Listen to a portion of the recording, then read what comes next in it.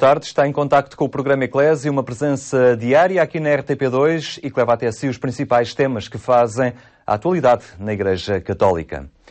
A poucos dias da beatificação de Maria Clara do Menino Jesus, as religiosas franciscanas hospitaleiras da Imaculada Conceição, numa conferência de imprensa, revelaram mais pormenores da cerimónia de beatificação, bem como a importância que este momento representa para esta congregação religiosa. Neste encontro com os jornalistas foi apresentada a figura de Madre Maria Clara, na sua dimensão de testemunha, que viveu a profunda comunhão com Deus e o profetismo que a levou a anunciar coisas novas, denunciando pela vida aquilo que não estava de acordo com o plano de Deus. Todo o seu coração está aberto a essa alegria, a essa certeza de ser colaboradora de Deus na salvação da humanidade. Essa é a sua profecia, animada pela sua mística, a mística da identidade com Cristo, passo a passo, no caminho da misericórdia, num olhar cheio de perdão, mas também cheio de realidade sobre as fraquezas humanas. E diria às irmãs: lembrai-vos que não viveis entre anjos, lembrai-vos que viveis entre pessoas que não podem ser perfeitas. No estádio do Restelo, nesta beatificação, estarão presentes 10 bebés que traduzem a devoção de muitos casais que desejam ter filhos e recorrem frequentemente à Madre Maria Clara. E aí, lares que antes sentiam a falta das vozes infantis, dos risos infantis, de toda a movimentação de crianças, eles hoje e durante a celebração da Eucaristia vêm trazer suas crianças e agradecer ao Senhor que, por intercessão da Mãe Clara, lhe chegaram esses pequenos seres tão desejados. Característico nas cerimónias de beatificação são as relíquias. Será apresentada uma falange de Madre Maria Clara, que posteriormente ficará guardada no Patriarcado de Lisboa. A beatificação decorre no próximo sábado, tem início às 10h30 no estádio do Restelo e a entrada é livre a todos os que se queiram associar a este importante momento de igreja. Georgina Troncoso Monteagudo foi determinante para esta beatificação se concretizar. Recorrendo a Maria Clara do Menino Jesus, esta mulher foi curada de uma grave doença de pele. A Eclésia escutou o seu testemunho. Durante 34 anos, Georgina Troncoso Monteagudo sofreu de uma doença grave que lhe afetava o braço, mantendo-o numa ferida constante que nunca sarava. Os médicos disseram-lhe que a cura seria impossível. A devoção levou-a a esconder entre as ligaduras uma estampa de Madre Maria Clara que um dia foi descoberta pelo médico. E o médico, se encontrou com a estampa e me disse... E o médico, ao ver a estampa, disse: Gina, esta religiosa acompanha-te. Eu disse: olhe que está em processo de beatificação e estou-lhe a rezar para que pelo menos o meu braço não piore. Para, ao menos, que não se me ponga pior o braço. A 12 de novembro de 2003, 34 anos após o início do seu sofrimento, Georgina apercebeu-se que estava curada. E descubro o braço E descubro o braço completamente preenchido de pele, toda a parte do ombro que tinha em carne viva, tudo coberto de pele. Coberto de pele. Georgina Monteagudo nunca desistiu de pedir à Madre Maria Clara que a amparasse neste sofrimento. Eu não pedia que me curara de todo. Eu não pedia a cura completa, mas que pelo menos a minha situação não piorasse. Agora reconozco que foi verdadeiro milagre. Agora reconheço que foi um verdadeiro milagre. Reconheço que a fé é que tem grande influência. Eu tinha alguma fé, mas depois disto, essa fé duplicou. E é o que peço também para todas as pessoas, que com a fé tudo se alcança e enfrentamos muito melhor a doença. Que com a fé, todo se alcança e se leva muito melhor a enfermidade. Hoje, esta mulher é um exemplo de fé e acredita que o que lhe aconteceu pode repetir-se em muitos casos, marcados também pelo sofrimento e pela dor. Mais de 700 jovens juntaram-se à peregrinação da família salesiana em Fátima. No último sábado, assinalou-se o Dia Nacional do Movimento Juvenil Salesiano. Muitos dos jovens presentes já estavam de olhos postos nas Jornadas Mundiais da Juventude a realizar no próximo mês de agosto, em Madrid. A Igreja da Santíssima Trindade serviu de ponto de encontro para os 700 jovens do movimento juvenil salesiano para uma tarde marcada por atividades de rua que teriam como tema de fundo o Beato João Paulo II.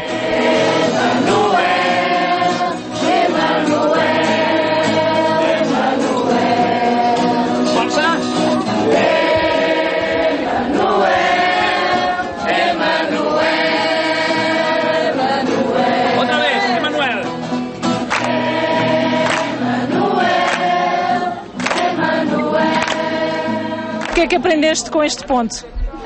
Que somos chamados para fazer várias coisas e que devemos seguir as vozes que nos chamam, sempre que as coisas são boas. Tivemos a fazer um exercício em que tivemos a falar sobre Samuel e sobre a vida dele e o que ele disse, e depois era para marcarmos o pé ou a mão e pormos o nosso nome e o nome de quem nos chama através de Deus. Era Dom Bosco, um padre, um colega e assim.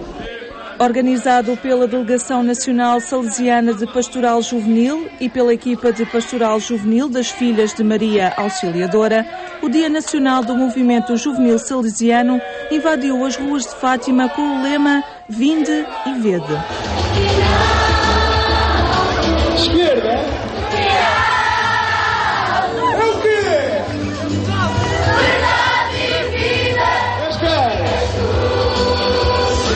Fizemos um paddy paper com vários momentos em que eles ouviram falar sobre João Paulo II. Terminamos agora com um momentinho de festa para, em conjunto, também fazer a transição, por assim dizer, desta atividade em pequenos grupos para a grande atividade que vamos agora ter de nos apresentar, portanto, a Nossa Senhora fazendo uma procissão da Cruz Alta até à Capelinha. Um dia que serviu também de preparação para os jovens que vão estar presentes nas Jornadas Mundiais da Juventude. Fez-nos conhecer mais pessoas de outros pontos do país que também vão às jornadas connosco e a saber ainda melhor o que é que vamos lá fazer. De alguma forma, ver toda esta gente empenhada para este grande encontro ajuda-me realmente a ter mais esperança e confiança. Tudo é uma preparação para as jornadas e as jornadas são uma preparação para a vida.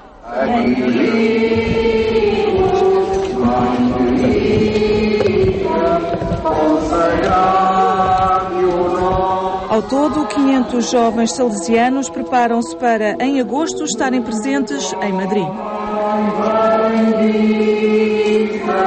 Cheio está das tuas glórias. Dom Amândio Tomás é o bispo titular da Diocese de Vila Real. O prelado substitui no cargo Dom Joaquim Gonçalves, que completou 75 anos, a idade que o direito canónico prevê como limite para o desempenho da função episcopal. Dom Amândio Tomás já estava na Diocese na qualidade de bispo coadjutor e assume agora o governo espiritual daquela porção de povo de Deus. Dom Amândio quer fiéis empenhados na transmissão da fé para colocar em prática a estratégia da nova evangelização da Igreja numa diocese pobre, montanhosa e fragmentada. Destaca ainda a importância de criar uma escola de ministérios, algo que mantenha os próprios sacerdotes em formação permanente. E neste dia contamos, como habitualmente, com a presença de Dom Manuel Clemente, que, com a sua rubrica O Passado do Presente, nos continua a falar da ação pastoral da Igreja na sociedade contemporânea.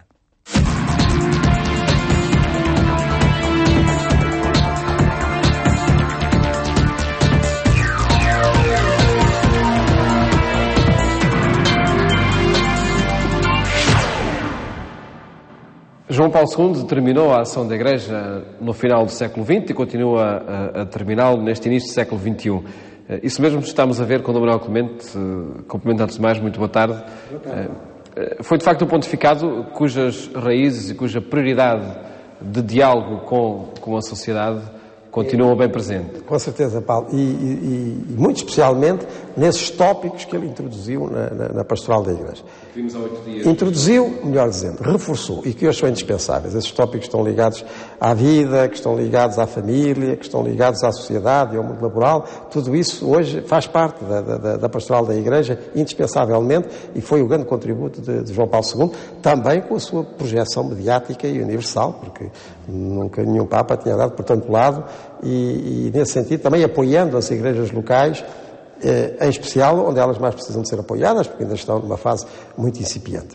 Ou então, até aqui, até ele, ainda pouco reconhecidas e absorvidas no conjunto do catolicismo mundial. Vamos dedicar este último programa, até porque estamos nesta fase da beatificação de João Paulo II, ainda a ele, mas também porque vamos pegar num tópico que é muito determinante do seu impulso pastoral e que o atual Papa Bento XVI retomou e está a retomar nestes dias, que é o tópico da nova evangelização. E eu peço então ao Paulo para ler um último trecho de Laboa a este propósito. Diz então o historiador: com João Paulo II, a Igreja propõe-se renovar e acrescentar o seu impulso missionário. Nesta perspectiva, se há de integrar o propósito da nova evangelização, o objetivo de uma geral renovação eclesial e a intenção decidida de apresentar uma presença mais vigorosa da Igreja numa sociedade em que se demonstrou a incapacidade de responder às grandes interrogações feitas pela humanidade. Do problema atómico à fome, ao desafio da droga e do computador, dos problemas levantados pela biologia até ao desmoronamento geral dos valores do passado. O programa cristológico e mariano, além do antropológico, intimamente relacionados, inspiram o pontificado de João Paulo II. Desde a primeira encíclica, Redentor Hominis, o Papa sublinha como a divindade e a humanidade, o dogma e a cultura, indicam a encarnação salvífica de Deus em Jesus Cristo, único Redentor do homem e da história do mundo. Daí deduz uma das convicções mais fortes do seu pontificado, que a Igreja é a melhor garantia da promoção da defesa dos direitos, a dignidade e a liberdade do homem. Ora está, um trecho de Laboa que, na minha opinião, acerta muitíssimo bem no que une o pontificado de João Paulo II com o pontificado de Bento XVI. Antes de mais, essa incidência na pessoa de Cristo, digamos, cristológica e cristocêntrica. E ainda o recente livro do Papa Bento XVI o demonstra. Portanto, o fundamental que a Igreja tem para refletir e para apresentar ao mundo é a pessoa de Jesus Cristo. Ou seja, aquilo que Deus nos oferece em Jesus Cristo. Nós somos cristãos porque reconhecemos que em Jesus, o Cristo, em Jesus de Nazaré, Deus nos oferece a humanidade que todos nós ansiamos, que todos nós já de alguma maneira temos, mas precisamos de completar e até muitas vezes de transformar, pela mesma graça de Jesus Cristo, nele. Jesus Cristo. Esta incidência é fundamental, um dos dois pontificados. Aliás, há um episódio interessante passado durante o Concílio Vaticano II, naquela fase em que os debates conciliares ainda estavam um pouco no princípio e o sentido do concílio, como vimos atrás a propósito de Paulo VI, ainda de algum modo se procurava. E então havia um jovem bispo polaco, Karol Wojtyła, que será João Paulo II, e havia um jovem teólogo alemão que estava lá para apoiar o seu bispo, que era um tal padre Ratzinger. Né? E eles conversavam.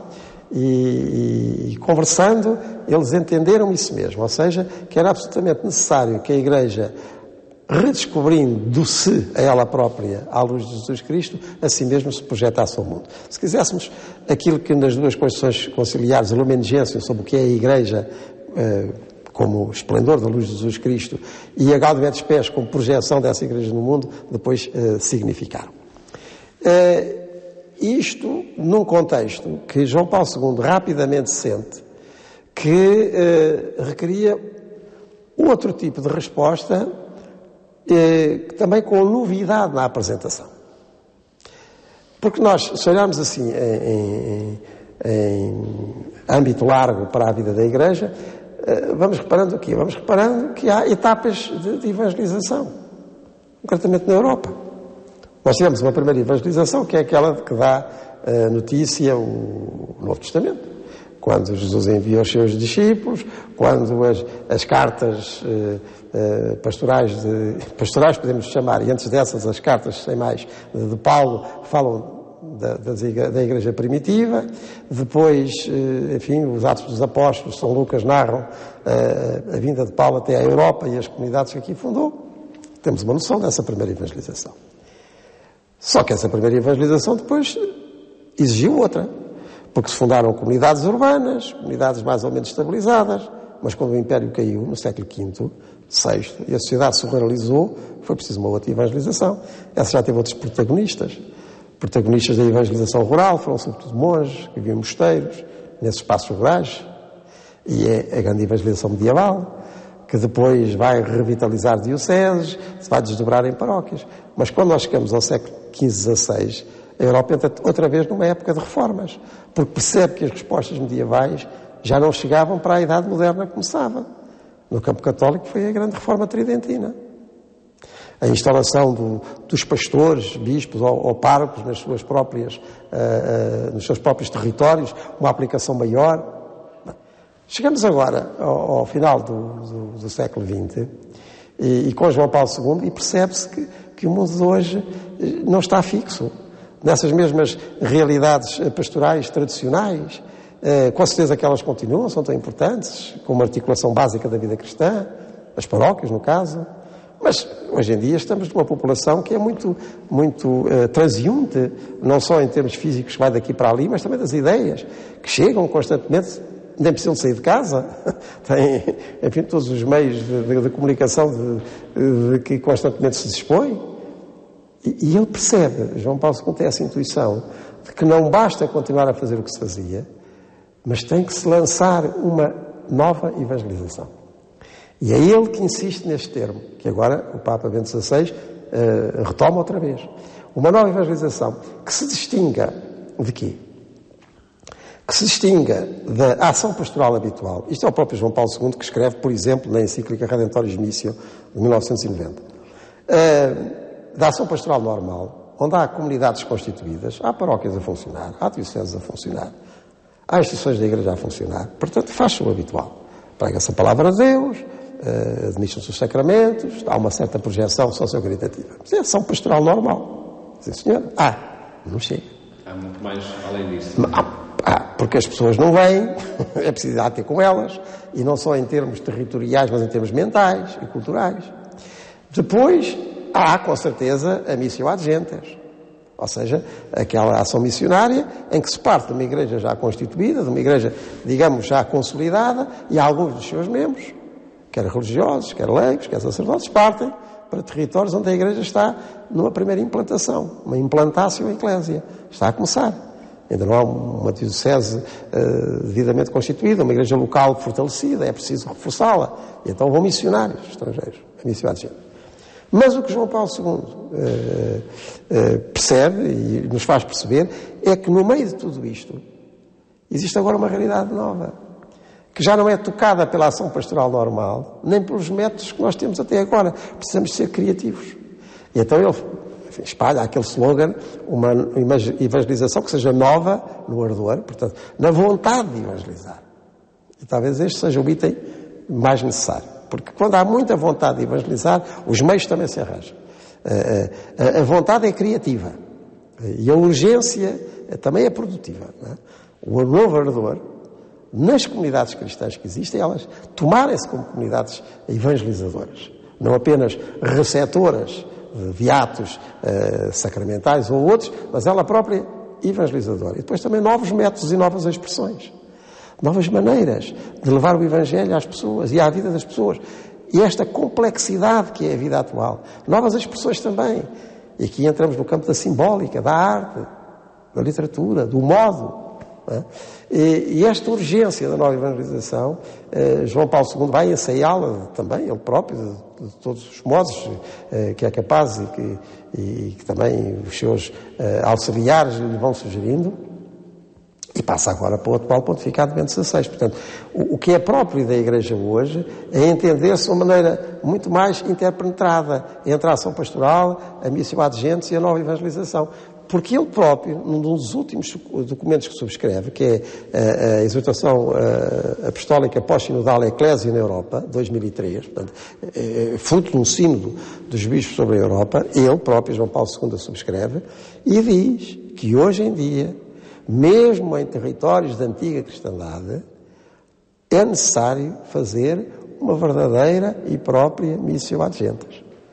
Porque hoje em dia, a missio ad gentes não é só além, é também a quem.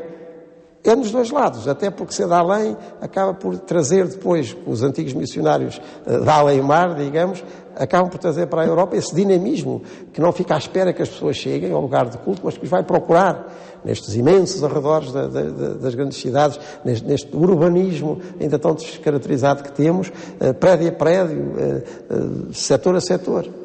E depois gente que aqui também é dinamizada apostolicamente e evangelicamente e que acaba por dedicar algum tempo da sua vida a ir mais longe. Portanto, há hoje, até pelas possibilidades de comunicação que temos, um vai e vem que faz de evangelização um fenómeno total, tendo também esta totalidade do seu conteúdo na pessoa de Jesus Cristo e, claro, com Jesus Cristo para o Pai, no Espírito de Jesus Cristo para o mundo. Mas a pessoa de Jesus Cristo, assim mais definida, como ainda agora Bento XVI o acaba de reescrever no seu admirável livro. E aí está, então, essa marca da presença da Igreja nesta época contemporânea de uma nova evangelização. É que fica, não é? É que fica. E é bom que fique. Que chegue, que fique, porque dinamizar há de dinamizar e muito.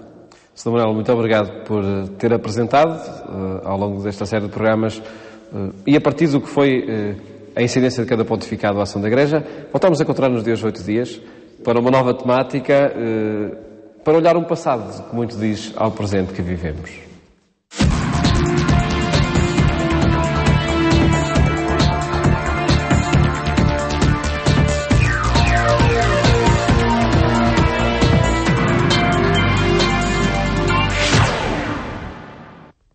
E é desta forma que concluímos este espaço, que pode ver também na internet em agência.eclésia.pt.